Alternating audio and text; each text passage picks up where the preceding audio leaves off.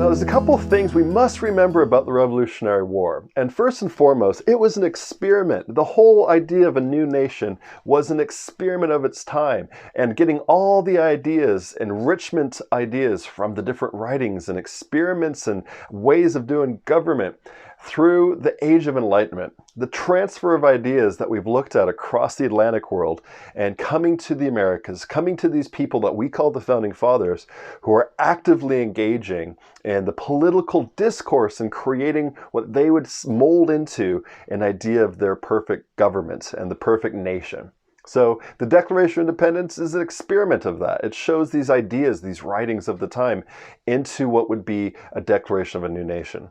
The whole way the war was able to fight and the identities of Americans emerging, and then after the war, with the Constitution, are again, all examples of the Enlightenment playing out. And one person that really personifies this is Benjamin Franklin. And Benjamin Franklin, as you've known him for many different things, of course, his scientific experiments, but he went to Paris shortly after the signing of the Declaration of Independence. He went there in July or December 21st, 1776. And from there, his idea was to talk to the government, talk to Parliament, and get their support to fight with the Americans against their longtime enemy, the English. But there was a problem with this.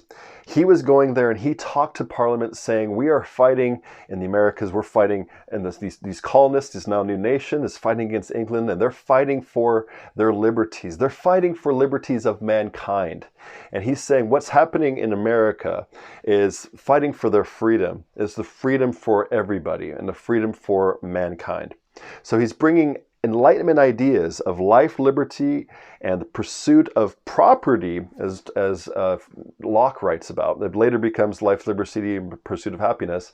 All those ideas, what they're fighting for in America is for everybody around the world. And of course, in his mind, as Europe.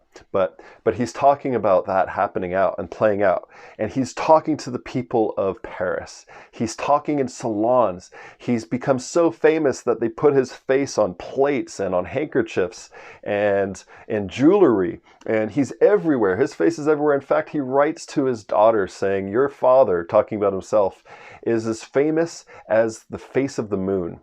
That everybody knew who he was and were talking about him and talking about his call for France to help fight with the Americans against England.